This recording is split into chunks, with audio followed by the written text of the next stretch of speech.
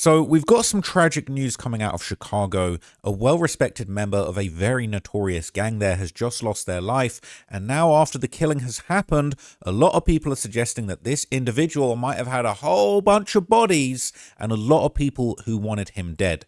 So this is going to be kind of a full breakdown of what happened with Stain. And he is apparently a notorious member of the Wooga World set. And he was recently just about... it's looking like about, is it 10 days ago today that the news reported his tragic passing. So I've got the news clip here. Afternoon investigating this shooting, and based on the number of evidence markers we're seeing on the ground, as many as 80 shots were fired here. This shooting happening around early afternoon near 75th and Harvard, apparently right in front of a convenience store. The Chicago Fire Department confirming 3 people were shot. One was pronounced dead on scene. Another victim drove or was driven to a hospital, and a third victim was transported by ambulance. The genders, ages, and conditions of those victims unknown at this hour. As I mentioned, there was clearly a lot of gunfire. It's not just right in front of the store, but up and down the block as well. And at one point, we did see police bringing evidence markers inside the store, so it's unclear if perhaps there was gunfire inside as well. What led to all of this is still being investigated, but a sprawling crime scene right now, and it's worth mentioning this all happening about half a block away from an elementary school during the day as class was in session, so this is obviously alarming to those families as well. I talked to a teacher off camera a few moments ago who said that the school did go on lockdown right after that gunfire happened. Police have been... It was a vicious shooting, right? There's shell casing markers all over the floor. One person died, 2 others were hurt in this shooting outside the food mark, and people are saying RIP Stain in the comments, okay? So basically, it would be reported all over Reddit that Stain from Wooga World had passed away, and over on Chiracology, where they be keeping track of everything that goes down in the streets of Chirac, a lot of people will begin kind of putting forward their, information and thoughts about Stain from Wooga World, his death, and kind of his backstory. So this was Squid 8 TV that posted RIP to Stain from Wooga World, shot and killed a few hours ago. Condolences to his family and rest in peace. So they're saying he was close with Rico Reckless. Rico was yelling Free Stain on every song in 2016, RIP. Saying Free Stain, dude's lame, heart like a MF smoking gas and robbing suckers. Classic throwback lines. I sent another member who did 10 years just to come home and die. People saying jail really be preserving people. People saying I got a Stain and I'ma hit it with my dude Stain. Legendary line, RIP Lil Mister. Right, they're saying, damn, this is a Lil Mikey situation all over again, RIP. How can this happen like their ops waited 10 years? Ain't no way, right? I believe, is that him with Lil Jojo? That's crazy. So people saying they got to stop being outside so much, man. They're saying unless you're getting money in 2026, you got to let the little ones play on the block. Saying every face that died this year and last year was caught loafing outside. Chicago dudes just can't stay in the crib put up. Right? They're saying it's because he's been in prison for so long. He came back thinking it's going to be the same old shit. When it's not, you can't operate like it's 2015 no more. You're in a whole different era. Everyone got to switch and nobody playing by the rules anymore. It says, wow, I just seen it. I seen it coming though. After you watched that Wooga World Hood vlog, I could just tell he didn't change one bit. He was right back on BS like it's 2012. Still, shake my head. Rest in peace though. They're saying, I know Rico Reckless going to be hurt as hell for real. He's been yelling Free Stain his entire bid. Now dude gets out and killed. Not even a year of being free. Right? Yeah, it's crazy. It says, I said the same thing. Crazy thing is, I was thinking to myself yesterday, everybody I know from Chicago who caught a body dead besides 051 Driller and Stain. And when Stain entered my mind, I had this eerie feeling. And now he's dead. Okay. But people saying, bang the hitter, Wooski, Shorty 4, Shorty hit. Plenty of dudes from the drill scene in the city with real blood on their hands that's alive and free. I think dudes like Lil Mikey and Stain been locked up for too long and didn't know how to move since they was young as hell. Spent most of their adolescence behind them walls. So look, I'm not snitching, but the comments, apparently everyone got bodies. They're saying he was lacking. They said he got caught in his hood. Saying Rico going to be upset. Right? Throwback lyrics, all that stuff. Okay? Basically, everybody is just trying to find out. Someone sent another one of Durk's cousins knocked off. They cousins. He said, yeah, he low-key confirmed it. DJU asked him, is Durk your cousin? And started smiling and ain't want to answer. Ain't no way. Is that Durk? Wait. Nah. Really? He Durk's cousin? What the hell? The vibes was like back then? Lil Mister, that's my little cousin, man. Rico, blood can't make So that made Durk your cousin? Look, man, Mister my cousin. Okay. P. Rico, blood can't make us no close. Okay. You know, bro. So it's like we all grew up in the same environment, doing the same shit, and So look, all right. Apparently, okay, they saying that he might be related to Durk, right? I believe Lil Mister was actually Durk's cousin, despite them being ops, and obviously it was a famous song, F my cousin, all right. It was it was a thing, all right. So he would kind of elaborate a little bit on this actually in this interview. Basically, he would kind of explain some of his backstory, being part of Wooga World, and repping that crew alongside Rico Reckless and Lil Mister, who they, as we know now, was Durk's cousin. And they're saying, well, if you two cousins, is you second cousins, you related to Durk, so there might be Durk's cousin too. Rico Reckless. that's my fucking brother, man. Shout out to Rico Reckless, man. Yeah. 075 shit. Y'all know what time it is, man. Playtime is really over. Yeah, he definitely kept saying free Stain until Stain was free. Bro, you know what time it is. So tell us about your relationship with Rico Reckless. Like, when did y'all first meet and how did y'all get so close? Like I've been knowing bro since like 2010. 2010. Bro, he showed me loyalty through the gate. Word. So y'all grew up in the same neighborhood? Yeah. Okay. Bro came through, and that's all it been ever since. Nothing but love. Yeah. 100. And when we look at, like classic drill photos of yourself, we see you with Rico Reckless, we see you with P. Rico, you know what I'm saying? The fans are thirsty for a P. Rico interview right now. You feel me? And also, like Lil Mister, right? Rest in peace. Yeah. So can you tell us, how you came up around those guys? Like what the vibes was like back then? Lil Mister, that's my little cousin, man. Rico, blood can't make. So that made Durk your cousin? So look, all right, you get the gist, all right. He, you know what I'm saying? You sound like you might be second cousins with Durk. So basically, all right, he's locked in with the crew Wooga World. Okay, he's in there with people like Rico Reckless, Lil Mister, and obviously Wooga World was tied in with one of the most notorious, one of the biggest ops in the city, Lil Jojo, who released the song BDK that was basically dissing all the black disciples in the whole city of Chicago, Chief Keef, Lil Durk. And Lil Jojo unfortunately did end up, getting killed. That BDK song was apparently, it was clapping back at Lil Durk. Durk be having L's anthem, and they went back and forth. And, unfortunately, when Lil Jojo passed away, he had just had a little back and forth with Lil Reese before that, and it was a very unfortunate situation. But his brother Swag De Niro would kind of talk about Lil Jojo's death and the kind of the involvement with Wooga World and, Lil Jojo's kind of crew when everything was going on. You guys are growing up. You're 15, your dad goes back in. 16, 17. Did you guys start getting into hip hop around that time? To be honest, bro, I've been rapping since like my freshman year, like 8th grade freshman year. I've been rapping, for real. Jojo, Smiles, you know who Smiles is? Smiles passed away. Okay, Smiles is like he's the producer, so he the one who brought us in the studio. He the one that was doing music early too. Jojo used to be telling Smiles, like, Smiles, bro, make me and my brother, my brother cold as hell, he be rapping and shit. Jojo really wasn't rapping and shit at first.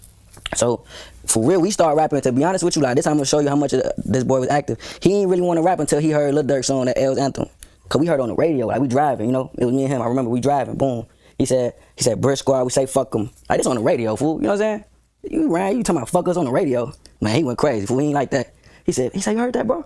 Hell no, we finna go crazy, that's it. After that, shoot, he was going crazy, bro. First he made the BDK, because he felt like, basically, the man dissed us on the national on the radio, you know what I'm saying? So he wanted to diss them on the largest scale possible. It was a lot of people in his ear telling him, do it, don't do it. I told fool, do what he want, Cause he told me the same thing. Okay, and then, BDK came out in 2012. What happened when that song dropped? Hood went crazy. Hood was going crazy. Everybody who's BDK was coming out the woodworks, like, we BDK too, Like, the city was just dividing. Fast too, bro. Right, and this was kind of one of the first. The Wooga World guys are tapped in with, all the BDK guys over from Lil Jojo's section, all right? And so one of Wooga World's main rivals during this time in this alliance was Face World 079, also known as Newski Gang, which is named after Durk's late cousin and artist OTF Newski, who also got killed. So Durk has cousins that have passed away that he loves. He's got cousins that he's beefing, and then these two crews are at war themselves, right? So, basically Stain, who, so it sounds like maybe he's a second cousin or at least removed from Durk, he's rocking with Durk's cousins that Durk says, F my cousin, all right? And he's also beefing with a set that's named after Durk's other cousin that passed away. So this says, quick story of Face World 079 and Wooga World 075 and why they beef. So this is a picture of the crew, the sets, all right? So you kind of see who's involved, some of the history of what's going on with the sets. So it says Face World 079 is a set of BD and GD gang members located on West 80th Street of Englewood neighborhood. The set was previously called Boys Town 79, but was later renamed Face World 079 in honor of the late Lil Face, who died on October 17th, 2010, and was killed by members of Boko. Wooga World 075 is an insane GD set located on West 75th Street of the Inglewood neighborhood. The set was previously called 7 Nickel, but was later renamed Wooga World in the honor of the late Sugar Wooga, who died in 2001, or Sugar Wooga. But previously, there was no conflict between Face World 079 and Wooga World 075, and both sets had a good relationship, but everything changed and they became irreconcilable enemies. The war began when Stain from Wooga World 075 killed a member from Face World 079, leading to brutal consequences, instant revenge, and countless casualties. On May 6, 2014, Juju, real name Jawan Porter, was standing with friends on the 7900 block of South Vincennes Avenue when two suspects approached them and opened fire. Juju was pronounced dead at the scene with gunshot wounds throughout his body, and he was only 18 years old. The considered killers are likely Stain and Lil Mister from Wooga World 075. People are saying there's more to it. That's why I'm going to do a documentary on it instead of make comments, because I know the other bloggers be taking notes on here. Let us know. People are saying, does Face World have bodies on Boko Hood who killed Face? Never heard them diss each other. Said no, Face World 079 and Boko probably had fights at most. 069 Face World and 079 Face World was together at a point, but they always had their own smokes. People saying Face World 079, not Inglewood, that's Chatham. So that's all Auburn Gresham, not Chatham. People arguing about geography. It's okay. It's all good. So people saying Mister is not a killer. So then what are you saying? Stain did it? So saying Lil Durk, he can't duck this clip. Wooga World K because they F with them. Let's get it. It's from competition, right? So basically, Stain allegedly was out here catching bodies, very infamous bodies on famous sets that were made in honor of, you know, basically was sliding for Durk's cousin, all right, Nooski Gang, as they would eventually be known. But here's some more details about the shooting of Juju, allegedly the murder that was carried out by Stain himself, right? This says Chatham shooting kills teen and critically wounds a man. And, you know, unfortunate that Stain kind of went out the same way outside of a sort of convenience store food spot. Went out exactly the same way. It says Chicago, one man is dead and another in critical condition after a shooting in Chatham Tuesday night. The victims were standing in the 7900 block of South Vincennes Avenue when two gunmen walked up and began shooting around 9:50 p.m. Jawan Porter, 18 of the 600 block of East 131st Street, was shot multiple times in his body and pronounced dead on the scene at 9:58 p.m., authorities said. A 26-year-old man was shot in his chest and shoulder. He's in critical condition at Advocate Christ Medical Center. Police say the shooting might have been gang-related and no one was in custody. So, following Stain's recent death, that's when we would start seeing people from Face World, aka Nooski Gang, posting about Juju. So this is 11 days ago, all right? So basically, they're saying Stain allegedly killed Juju from Face World in 2014, and suddenly out of nowhere, you got people from Nooski Gang, aka Face World, saying RIP Juju on 10/17. So a lot of the time when that happens, it seems to be confirmation that essentially, yeah, he probably did that to Juju if they're celebrating.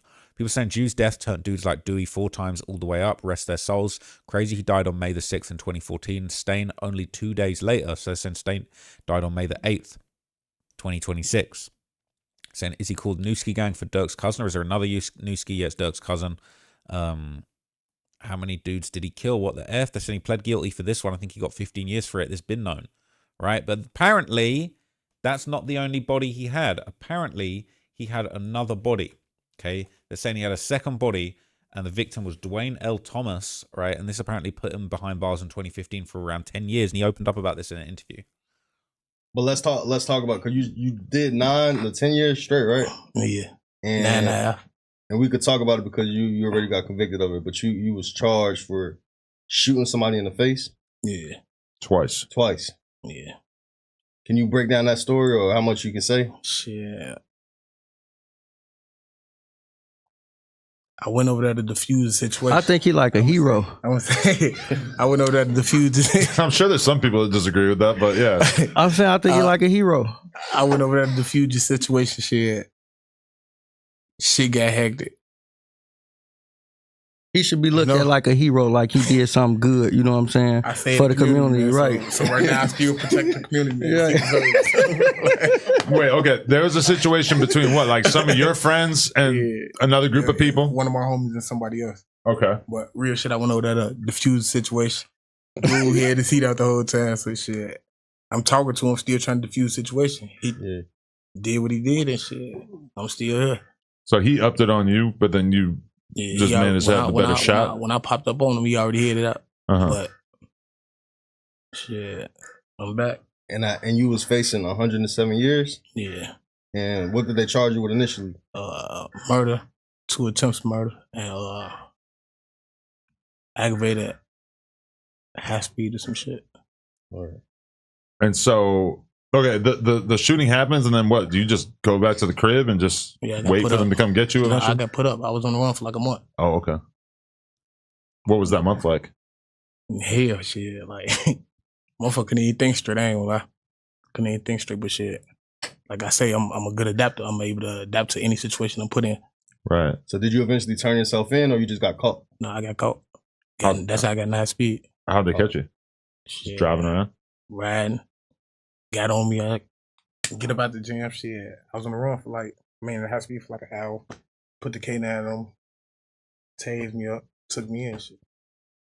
So he out here doing high speeds, he catching bodies, he talking about like a demon, like he was trying to defuse the situation. So here's the details of that shooting, all right? And it's a little bit more brutal when you actually start reading it, right? It says no bond for man charged with shooting a man in his face at point blank range.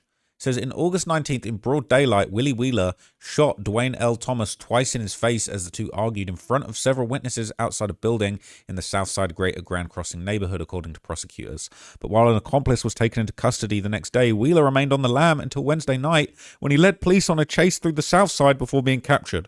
On Friday, Judge Ada Bourgeois ordered the 21-year-old Wheeler to be held without bond. He definitely a Wheeler if you're taking him on high-speed chases. He's living up to his name. Prosecutors say that about 1:20 p.m. on August 19, Wheeler and Devontae Watson saw the victim on a porch in the 4700 block of South Harvard with 2 friends. Wheeler and Thomas got into a verbal argument as the other witnesses watched from the inside. Wheeler then pulled a gun and from point-blank range shot Thomas twice, once in the chin and once in the cheek. Prosecutors said Thomas's friends turned to run and Watson tried to fire a gun at them all, but it jammed. Thomas, 20, died at Advocate Christ Medical Center in Ownlawn less than an hour later. According to police in the Cook County Medical Examiner's Office, Watson of the 4700 block of South Normal was arrested the day after the shooting. He was charged with murder and is being held on $1 million bond, according to the Cook County Sheriff's Office. Okay.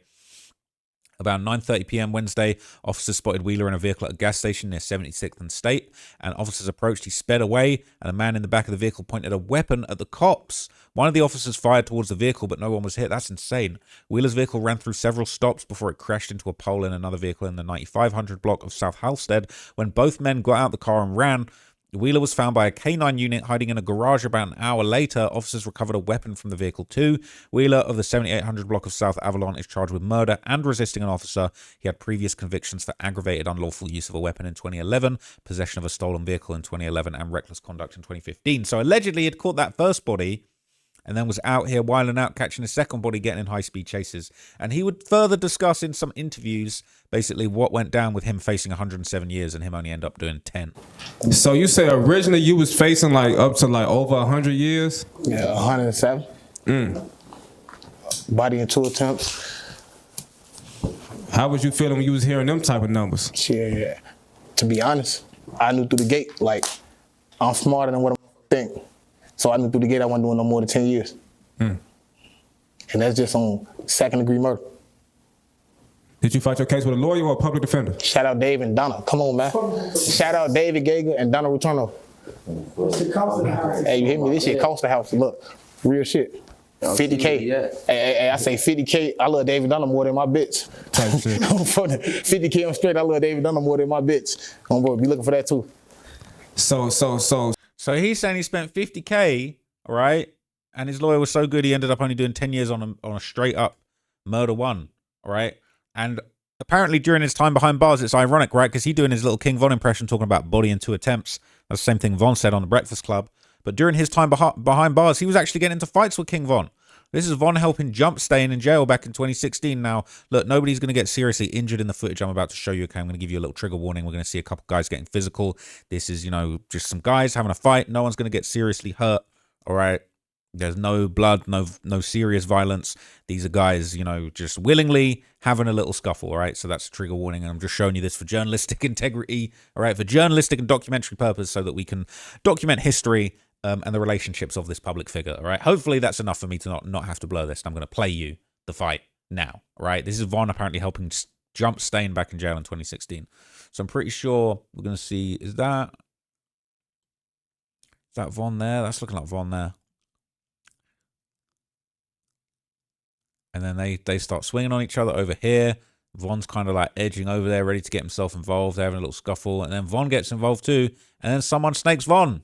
I might have to blur this. It's getting pretty serious. The cops ain't taking it seriously either. This guy's spraying a little mace. They're throwing Von onto the ground. Damn, man. That's crazy. He coughing from the mace. That went down pretty quick. I'm gonna lie, that went down super quick. All right. So they tried to jump his ass and he still somehow won. All right. Saying they was tussling. Dude comfortable as hell in the jail, just enjoying the show. Right, that punch made Stain mad as hell. He started beating dude ass. Stiff ass punches, they look like they hurt. R.I.P. Stain and Von, both of them knocked shit down in one clip. Right, Stain spanked him, that's what they're saying. Pepper spray made him drop like that. Von barely connected. Okay, Stain started grabbing them nuts. Only one that caught that, some real tactical shit. I know an OG named Jason that always used to say you got to do what you got to do to get the advantage, biting you, grabbing balls, etc. Okay. Von was always on go. You got to give it to him. Now, he would even elaborate on this incident in his interview with our guy DJU. Okay. Did you have any like run-ins with any opposition when you was locked up? Just King Von, but shit, he did what he supposed to do. He helped his homie, Yeah. He helped his homie, brother. But other than that, like I say, he love me. Don't nobody even play with me like that. So that's the video. That's the video Reckless sent me of you fighting. You was fighting bruh. Yeah, I was fighting bruh. And Von helped what he supposed to do. Shit I would have did. Help my homie. Yeah. And shit, my other homie jumped in. Free Jack Boy Tay, man. Oh, bro, y'all know that. Folks took 35. Get his brothers back. Damn. Hey, so what you was fighting bruh for? Shit. Hood shit, like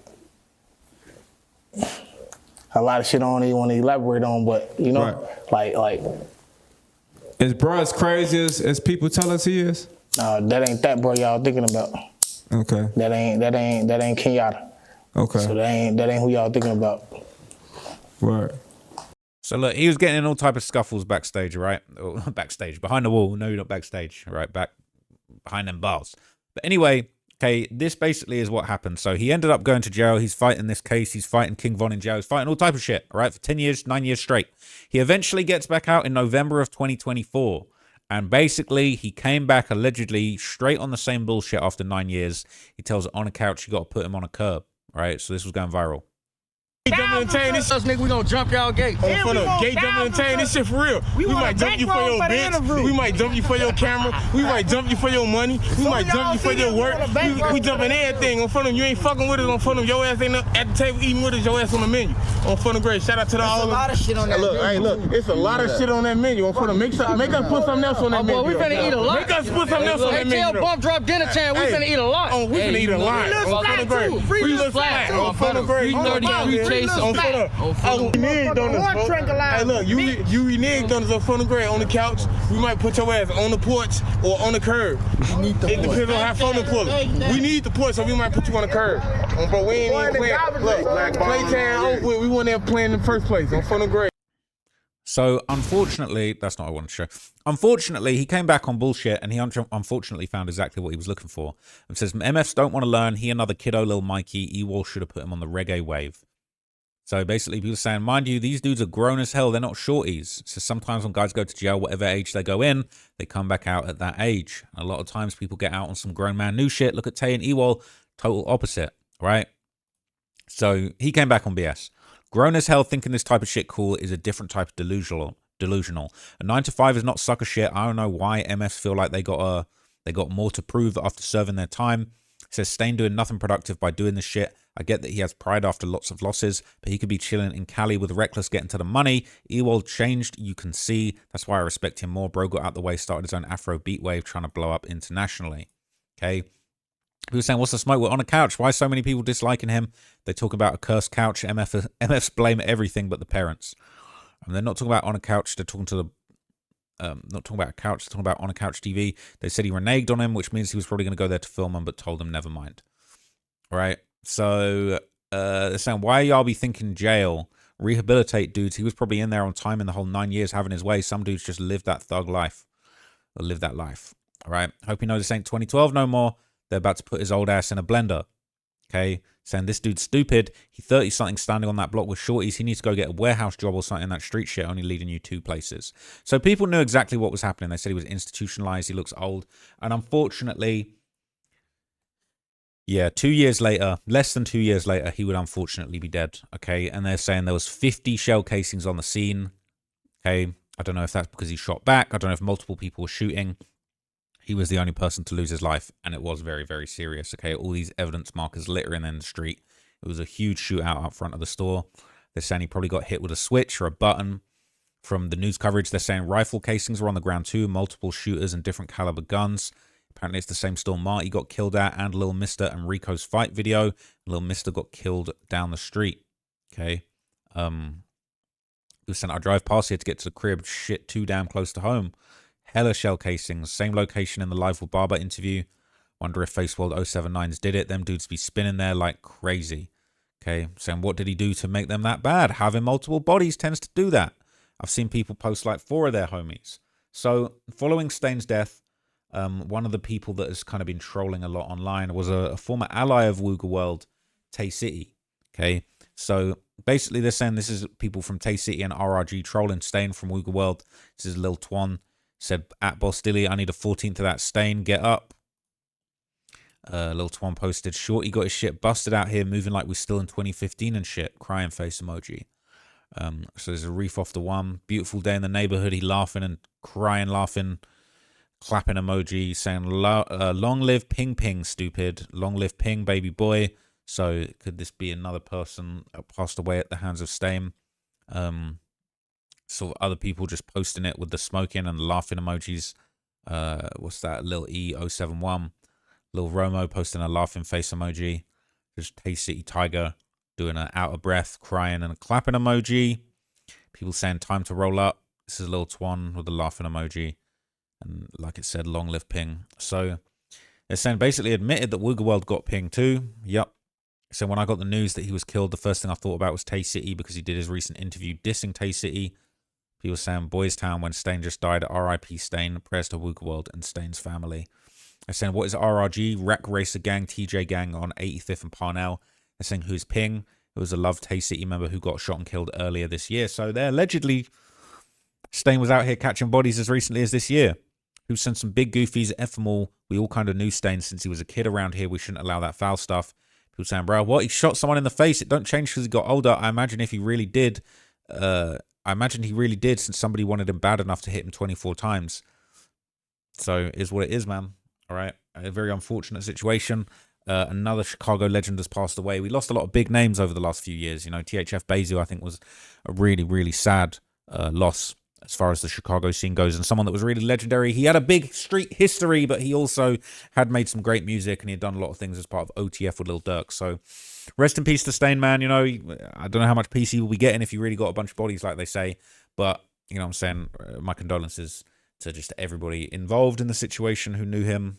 And yeah, this is just the cycle in Chicago. You know, it's very unfortunate. The music is very violent. The streets are even more violent. So this is how it goes. So yeah, that's the update on Stain. Hope you found that a useful breakdown. I'll catch you guys in the next video. Peace.